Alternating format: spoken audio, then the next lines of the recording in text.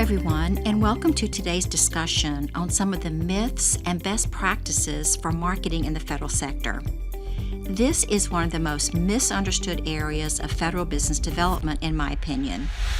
There are a lot of falsehoods out there, or at least old information, about how and why to grab the attention of federal decision makers and influencers. I reached out to Simon Turner, CEO and Senior Consultant with Ocean 5 Strategies, to help me ferret out these issues. Welcome, Simon. Yeah, thank you, Sharon. It's a pleasure to be here. Simon, please tell our audience a little about yourself and Ocean 5 Strategies. Sure. So Ocean 5 is a growth agency, which means that we use a combination of consulting and marketing execution in order to generate that growth for our clients. A lot of our work centers around website design development and search engine optimization, specifically for government contractors. We've been around since 2005, so 16 years, and we're located in Herndon, Virginia, which is just outside of D.C., so we're really in the heart of the government contracting community. So prior to Ocean 5, I worked with large multinationals. I headed up sales and marketing functions and led teams both here in the U.S. and in Europe. Thank you, Simon.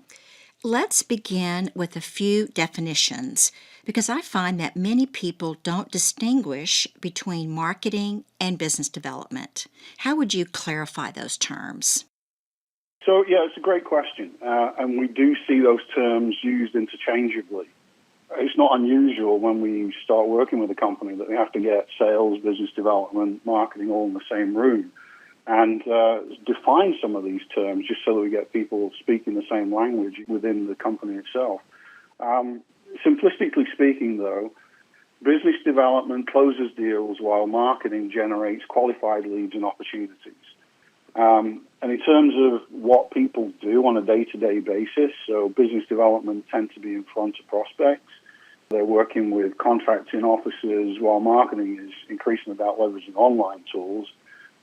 Used to be more in terms of events and those sort of things, leveraging online tools to engage with the same people. So I also think that business development has had quite a rough time of it over the last 12 months, obviously due to COVID, because they expect to go and meet with people and build those personal relationships. And, of course, they've not been able to do that because they're not allowed into the buildings and all of these in-person events have been cancelled. So it's been pretty tough if you're in business development. And what's happened is that the companies that are the winners in this scenario are the people that have pivoted to virtual the fastest. And in my opinion, COVID has simply accelerated the digital transformation that was already in progress. And the success has really come with companies who have integrated sales and marketing, started to use a lot of these digital tools much more effectively across both departments. So, business development and marketing now really do need to work in lockstep. And I don't see that changing anytime soon. I agree. I hear some business development folks belly aching, while others who are pivoting and enjoying the access that virtual marketing and selling has enabled. Simon, one of the first myths I want to discuss with you is that marketing is not necessary in the federal sector because of the competitive bidding process.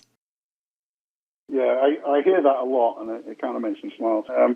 So generally speaking, I would say that once a contractor is participating in an RFP process, then the rules of engagement become quite clear, right? They're well defined, and marketing is not the right tool to close a deal at that particular point in time. So marketing's role in that scenario is to support the business development teams and the other people who are involved in preparing the proposal.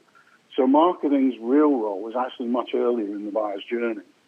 And it's about building relationships with the buyers and the influencers before they decide on the short list of vendors. And you've also got to bear in mind that the RFP process is only one of 7 different ways that the government is doing transactions with government contractors. The things that we do know, right? There's 4 things that we know absolutely. So number one, We know that federal buyers are researching online because they told us so. Number two, we know that they are looking for specific products and services to satisfy a need. So they are actively engaged in trying to spend money and purchase products and services. The third thing is that we also know that there is things like set-asides, and they have to meet all of those criteria for their set-asides. And the fourth thing we know is that, there's lots of different types of purchasing vehicles, and RFPs are just one of many. So here's the bottom line. If you want to be successful, make it easy for government buyers to find you and understand that you can actually meet their needs. You're still going to have to close the deal, but at least you've got a ticket to the dance at that point. And by ticket to the dance, do you mean that you now have someone in the government who knows what your company does and they are interested in talking to you? Exactly, yeah. So we've actually heard stories of contracting officers who've gone searching for services online and literally bypassing companies because what they want to buy is not listed on their website. And really that is quite sad in many ways. So the government's proactively looking to place business, and in some cases has to meet their set-aside requirements too. And if they can't find you, guess what? That business simply goes somewhere else. And does that mean that your website needs to be more than a generic brochure type of website? And if so, what content is important to grab the attention of the right people in the government? That's a great observation. You may have heard the phrase that content is king, which personally I believe is quite true. And it depends where the buyer is in their own decision-making process. So let me give you some examples, and I'm going to use a typical sales marketing funnel, so top of funnel, middle funnel, bottom of funnel. Here we go. So at the bottom of the funnel, right? So a contracting officer is looking for confirmation that the contractor is a viable fit, and they're going to be looking for specific things on a website, for example, capability statements, contracting vehicle, NAICS codes, these basic things that should be easy to find. And what's surprising to me is that there are many companies, and in many cases established companies, are not aware of these core requirements. So we've created a comprehensive list that we use internally, which, by the way, if you don't know what this list is, then feel free to give me or Chris a call, and we'd be happy to talk to you about it. If we then look at the middle of the funnel, so let's think about contracting officers who are trying to decide between solution A and solution B, or they're trying to decide between company A and company B. And what they might be looking for is some specific material that, for example, could be how to choose the right artificial solutions provider, right? That might be a question that fundamentally they have in their mind. If you can provide that answer, or at least the criteria to help them make the decision, then they're already engaged with you and your brand, and that can all be posted on your website. And then if you think about the top of the funnel, this is where the buyers are early in their thinking process, and so they've got all sorts of questions. And if you can figure out what are the most common questions that lead people to your product, why wouldn't you answer those questions up front by writing articles or white papers and so on and so forth? And developing that content, you're also, bear in mind, you're starting to build search engine optimization credibility as well, which allows your website to get found. So let's take a breath here and say, you might look at that list and go, well, that's a bewildering maze of content, right? And you'd be right. So here's the key to the process is, first off, you need to map out the buyer's journey and create a content strategy. And in our opinion, every single piece of content that you produce needs to have a very defined purpose and be part of that strategy and naturally lead people to the next logical answer that they need to answer in order to ultimately make a purchase decision or to choose you as a viable vendor. It's also part of a content strategy. You've got to think about format. So is the content in the form of written pages? Is it in the form of a webinar, or is it a video? What's more likely to gain traction with your particular audience? And when you take that entirety of different types of content, different stages in the buyer's journey, the format of the content, you can see how if you don't have a plan, you can actually spend a lot of time and money sort of spinning your wheels in that area. So, yes, content is king, and you need a plan to be able to deliver on it. But it's absolutely critical that you get the right content, especially for government contractors. And that's a good point, Simon. There is no single solution that works all the time in every situation. So having the right combination is very important. So the second myth I would like to discuss with you is that federal employees are not on social media. Yeah, that's interesting. It's one of those depends questions. So I don't think federal employees are fundamentally any different from any other people. They use social media as much as anyone else.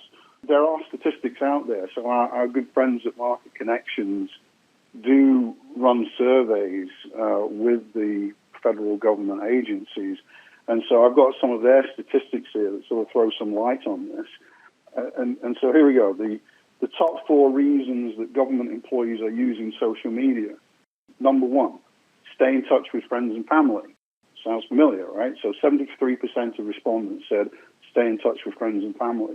53% said that they use social media for news and current events.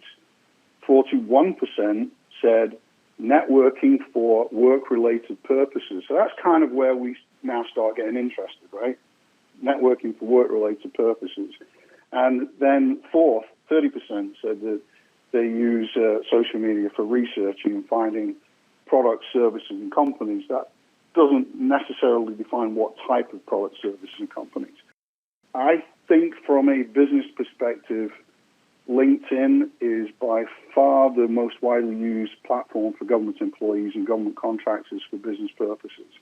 And if people are interested in learning more about LinkedIn specifically, I would look up Mark Amtower. He's involved in the government contracting community and is a great advocate of LinkedIn. Oh, I love Mark. He is very knowledgeable, and I would recommend him as well. So, Simon, what is the biggest marketing mistake you see small federal contractors make? Oh, that's a good question. We often hear government contractors tell us that the government does not buy from my website, and therefore it doesn't matter. So, in our humble opinion, backed by research, that is fundamentally incorrect. You know, we've already mentioned it is true that the marketing roles in the RFP process is limited, but that's just one of 7 different purchasing vehicles used by the federal government. Take, for example, a single source buying decision. If this is a viable opportunity for your company and buyers can't find your products and services online, there is a really good chance that you're not going to be considered. So that's one side of the coin. And on the flip side, we're finding a number of government contractors who are really clear about the changing behaviors of the decision makers and influencers in the federal government. Our own research that Ocean 5 conducted in 2018 identified a trend away from trade shows and in-person meetings purely from a time and cost perspective. And obviously, I think that COVID has accelerated that because there's a moratorium on those activities. Market Connections has added in their 2 cents with statistics that say 82% of contracting officers use Google as their number 1 search tool. Or actually, they said they use search engines, not specifically Google, but mostly it's Google, right? And they use companies' websites as their number 1 source for information when they're researching products and services. So if you take all of that combined, what I conclude is that the biggest mistake that we see is actually thinking that your website is irrelevant. I have a personal experience that underscores that. The first time that I served on a proposal review board for the National Science Foundation, I was under the impression that as a reviewer, I could only evaluate the proposer based upon what was in the proposal. And there are strict rules about margins, font size, page limitations, attachments, links, and so forth, so it's very limiting.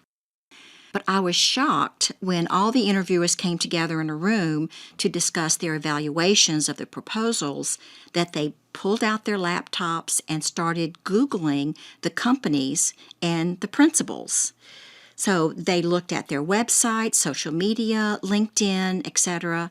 It was remarkable. Since then, I have become an evangelist for small government contractors to become more marketing savvy. Yeah, I can absolutely believe that. We need to take a break, Simon. I'm talking to Simon Turner, CEO and Senior Consultant with Ocean 5 Strategies, about busting some of the myths about marketing in the federal sector. When we come back, we'll talk about best practices. Stay with us. We'll be right back.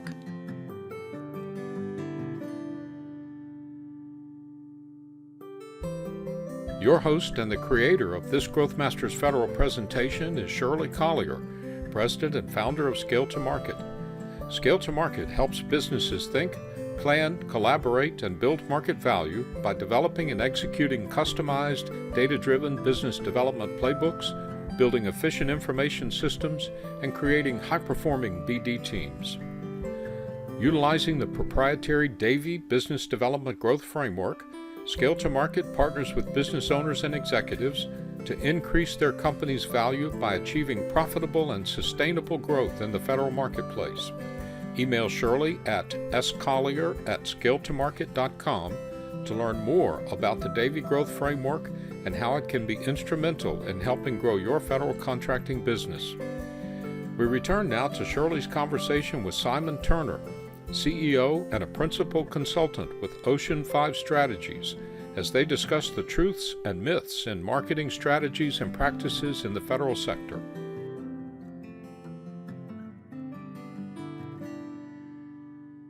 Welcome back. Okay, now let's delve into some best practices. What is the first advice you tend to give your government contracting clients, Simon? Well, let's pick three website best practices. Let's start there. And the three that I would focus in on would be content, which we've touched on already, user experience, and the third one is messaging. So if we kick off with content, there are some very specific items that federal buyers expect to find on a contractor's website. And if you are missing them, you are just making it a little bit harder on the buyer. So, for example, seeing which contract vehicles you are eligible to participate in, who your leadership is, they like to look at the credibility of leadership, and a capability statement. So, and it also goes without saying that you should list your products and services, obviously. We do have a government contractor checklist if anybody's interested. So just reach out and we'd be happy to share. Simon, why don't we send this to all of our registered attendees and we'll post a link in the podcast description. Great, sure. Yeah, that sounds fantastic. Yeah. So let's jump on to best practices number 2, and I'm going to talk about user experience. The rule of thumb is that you have 5 to 7 seconds to get a website visitor's attention and let them know that they are in the right place. And if you fail, that could be enough for them to just simply move on to the next company. And built into that 7 to 5 seconds is not just can they read what's on the page, it's also about the technology behind it. How fast can you get that information onto the page? So the best practice number 2 is build a website that loads quickly. It's easy to navigate, and it gets federal buyers the information they want to see in front of them very quickly. And I agree with that. Some people are shocked that you only have 5 to 7 seconds to grab their attention. But studies show that people have very short attention spans. So, Simon, what about messaging? This is what most people struggle with. So I think you're right. I mean, messaging is very important, and many government contractors struggle with it, and not just government contractors. I think that's pretty normal for most companies to have to work hard to figure out their messaging. So let's use, as an example, a technology company where they provide solutions. For example, cloud-based solutions or artificial intelligence solutions. These are very common in the IT space. And the problem with this is twofold. So number one, it doesn't really separate you from the competition. It doesn't give any level of differentiation. And secondarily, from a Google search perspective, it's very generic. If you type in cloud-based solutions, imagine how many results you're going to get and how many of those are not going to be relevant or how many you have to compete with. So you have to be much more specific in your messaging.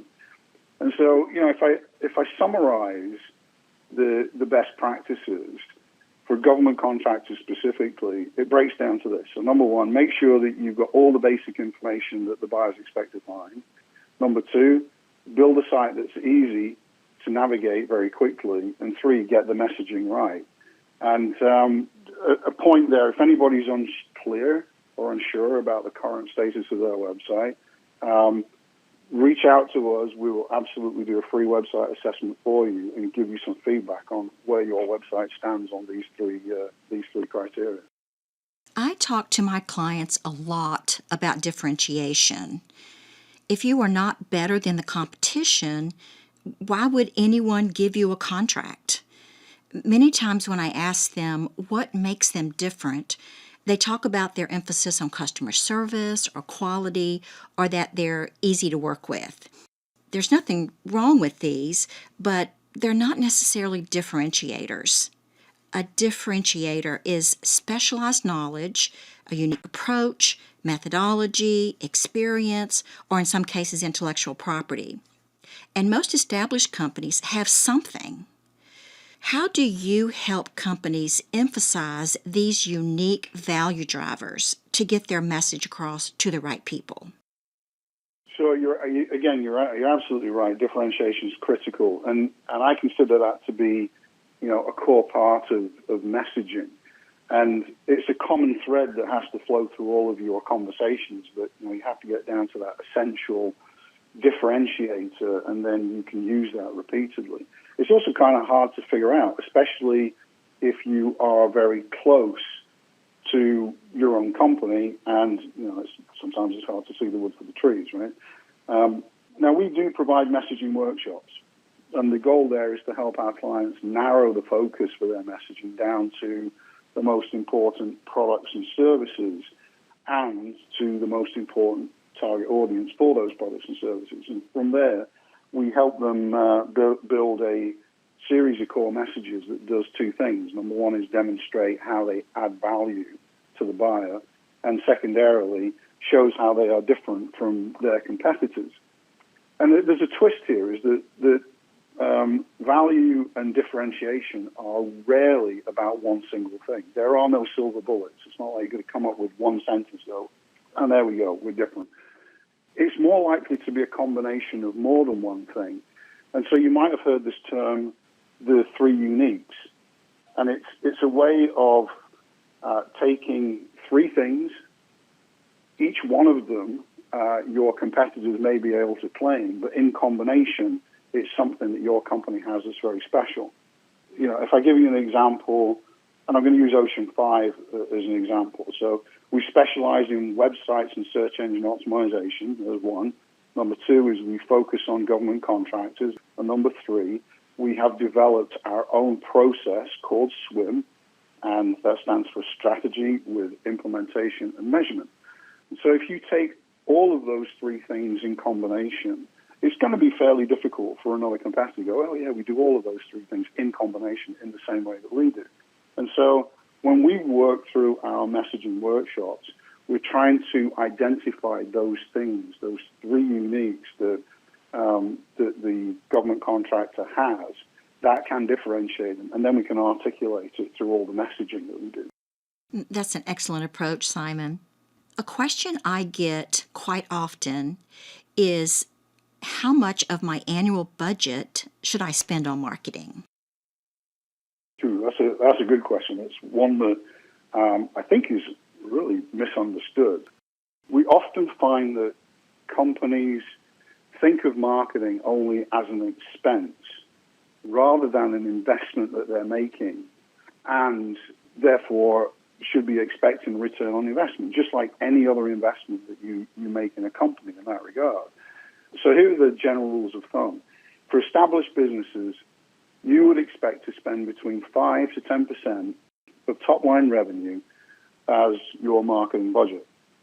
Now, before anybody panics, that also includes inside marketing employees as well as external investments in marketing support or agencies, websites, SEO, trade shows, conferences, put a big ribbon around all of those things, and that is included in the overall marketing budget. So, say a $50 million company should expect to have an investment of somewhere between $2.5 million and $5 million per year invested in marketing activities. And then usually I wait for the sticker shock, because most government contractors are not expecting to spend anything like that kind of money. And there is some logical reason as to why that is true. So historically, government contractors have invested heavily in business development activities. And so I think it's reasonable to take those numbers and cut them in half specifically for a government contractor. So if we restate those numbers, a $50 million government contractor should budget between $1.25 and $2.5 million as an investment in their marketing activities. Again, think about that. I mean, that's a decent amount of money. And if handling marketing is not your thing, then it probably is logical to get some professional advice from a growth agency to do two things. Number one, make sure it's invested wisely in the right programs that will give you a return. And secondarily, make sure that there are measures in place that really do measure the performance and the results of those programs to make sure that you're actually getting a return on investment. Excellent. And I want to talk about return on investment in a second. But just to clarify, if we extrapolate those numbers, a company with $15 million in annual revenue should spend about $600,000 or 6% of revenue. Is that right? Yeah, exactly. Yeah, I mean, the range, using this 2.5% to 5%, would be 375 to 750. So 600 is a reasonable midpoint. So let's talk about return on investment. Most business owners will want to know what is my return, which you just mentioned. So how is that measured? So return on investment is, simplistically speaking, it's the amount of money you get in response to the amount of money you have to spend to get it. So if you look at that in financial terms, that is the gross profit which is generated divided by the cost of the marketing programs that generated it. Interestingly, I sometimes get asked about what's the ROI for a website, and I find that to be an interesting and strange question, because it's like asking, well, what's the ROI on this software which you have to invest in order to fundamentally run your business? And the bottom line is that you can't calculate it on that granular level. And so we find that a much better way of thinking about ROI is looking at the total dollars invested in marketing activities divided into the total dollars which were generated from those activities. And you have to refine at a lower level, but if you look at it on the macro level, you can really calculate the return on investment and make sure that you're getting a decent bang for your buck. Simon, this has been very illuminating. Thank you for joining us today. Well, thanks for having me. It's been an absolute pleasure, Shirley. Folks, if you would like to get in touch with Simon, he can be reached at s.turner@ocean5strategies.com. Or you can reach out to us here at Scale to Market, and we'll make sure you're connected. This is Shirley Collier, President of Scale to Market and host of the Growth Masters Federal Podcast, signing off for now.